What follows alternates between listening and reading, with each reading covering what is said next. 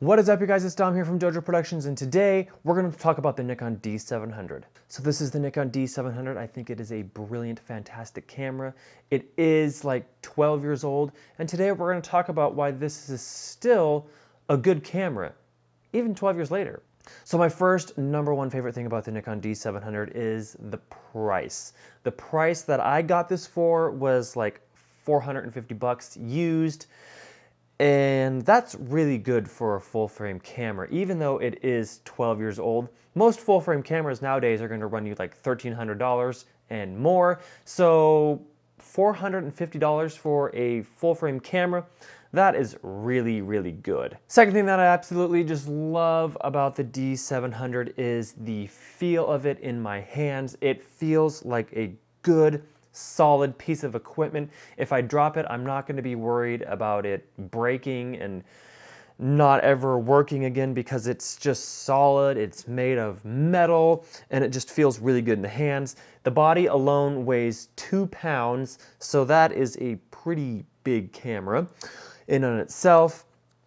And again, it feels good, it fits my hands really well, so people with bigger hands are definitely going to appreciate that. Also, just a bigger, heavier camera is going to get a steadier, stable shot, so that is something that I like. Some people might not like that, but for us pros, that is definitely a good thing. Again, just means we're going to get a stable shot. And now my absolute number one favorite thing about the D700 is the image quality. The images that come out of this camera are absolutely amazing and brilliant. People are 100% correct about this. There is no other image like this from any camera out there. Even the newer cameras do not spit out an image like this. Looking at the raw files have fantastic contrast, fantastic saturation, and really it doesn't take much to make the image from the D700 just look amazing. It kind of just does the work by itself. Most of the time when I am in post, I just have to add some contrast and some saturation. Every once in a while, a bit of a white balance fix, but that's really about it, and the image that comes out of it is just like none other before. Now, what makes the image from the D700 so fantastic? It is the sensor that's inside of this thing, and the sensor that's inside of this is arguably a Pentax sensor or a Panasonic sensor. I'm going with the Pentax sensor because Pentax was kind of a bigger thing back in 2008. I've never heard of any Panasonic cameras back in 2008 that were DSLR related, so I don't know. I'm just going to say that it's a Pentax sensor, and we're going to go with that. So if you know better, let me know, I guess. Another fantastic thing about the D700 is the way that it actually reads skin tones. I don't know what kind of magic's in this camera, but the way it reads skin tones is absolutely brilliant. Colors for skin tones are very, very accurate.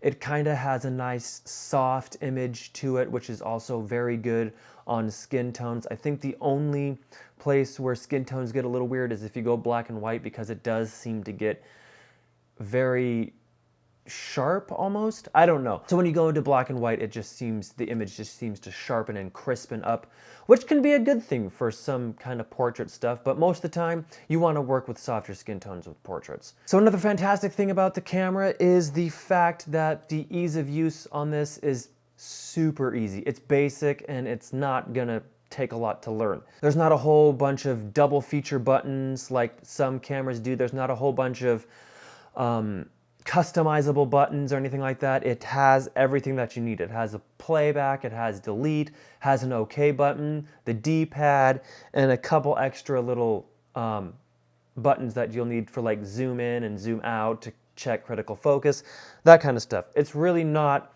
a hard camera to learn. So even if you're switching over from like a Canon camera and you want to dive into the D700, it is super easy, super basic, and it's kind of just there, out there, and yeah. Okay, so now let's actually take a look around the body. It's not a very cluttered body, like I've said. It has everything you need. So it's got the playback button, the delete button here in the left-hand corner. You've got the menu button, the lock button, the zoom out button, the zoom in button, and the OK button. On the right hand, we see the AEL lock button. autofocus back button there for you. Right next to it, we have the scroll dial that I have set for the shutter speed. Taking a look here at the top, I have the shutter button, the on-off button. I've got the mode dial, exposure compensation button. On the left hand, we see the quality button, the ISO button, and the white balance button. And just below that, we do have the shooting controls there. At the front, we see the D700 badge. Next to that is the flash button, bracketing button, 2 ports there. I've got the lens release, and then I've also got the focus adjustment switch dial thing. Yeah. So as you can see, the camera is not exactly super cluttered like some new cameras are, which is great. I love it. I like to just be able to push the button, know what I'm getting, and it's really nice because I can just do it without looking at the camera too. Okay, so the camera seems like it's a pretty great camera, and you would be correct to say that it is. But not every camera is perfect, so we need to talk about some weird little quirky things. My first weird quirky thing with the camera is actually the viewfinder. Now, most cameras today have a 100% viewfinder. This one doesn't. This only has a 95% coverage. So you're not getting an entirely accurate image. So what you see is not what you're gonna get after you take the picture. For the most part, I have noticed that the top and the bottom of the frame are cut off just a little bit. Not a whole bunch, just a little bit. But I've kind of learned to work around it, and I can usually just get my composition pretty well for the most part. Another kind of weird viewfinder thing is actually the autofocus points. When you look into the viewfinder, the autofocus points don't spread across the whole entire frame like, again, most modern cameras do. Also, the autofocus isn't exactly the fastest with this camera. So if you're planning on using this for sports or any kind of high action thing like that, probably not the best for that. This is definitely kind of a take your time camera, so it's really good for portraits and just more slow moving kind of shoots. I want to move on to the LCD screen. The LCD screen, for the most part, is a pretty good LCD screen. It's just very weird at first when you take a look at it because it's very desaturated. The contrast is very low. So another weird little thing about the screen is that the viewing angles aren't exactly the greatest. So like, for example, with my D7200, I can look at the screen kind of like this and the image looks fine. Or I can look at it kind of like this if I need to, and again, the image looks fine. But with the D700, if you kind of, go at a different angle, the image seems to wash out and look really weird and really overexposed. So you kind of need to look at it dead on, or else you're not going to be able to get the right exposure judgment. Yeah. So another maybe kind of sort of bad thing about the D700 is actually the low light performance. Back in 2008, this was definitely a pretty darn good low light camera, but today, probably not so much. I can shoot up to about 3200 and that's about it.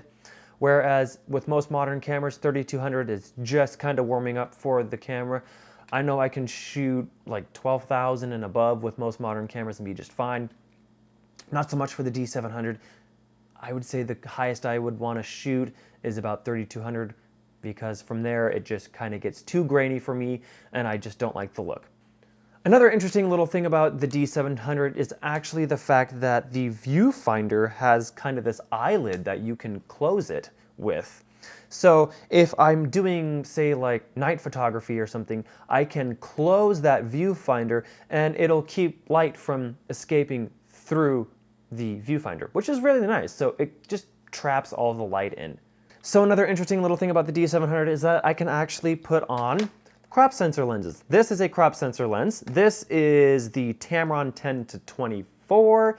And yeah, it's meant for crop sensors cameras, but the D700 actually takes crop sensor lenses. All it's gonna do is just crop into the frame and you're only going to get, I think it's like a 6 megapixel image. So the last kind of debatable thing is the megapixel count. It is only 12 megapixels, but this 12 megapixels is very, very nice, like we've talked about before. I know a lot of us are looking for a super high resolution sensor. Most cameras are coming with 24 and above nowadays.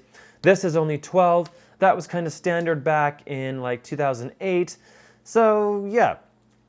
Arguably, I'd say the 12 megapixel files that come out of this look better than most modern cameras anyway.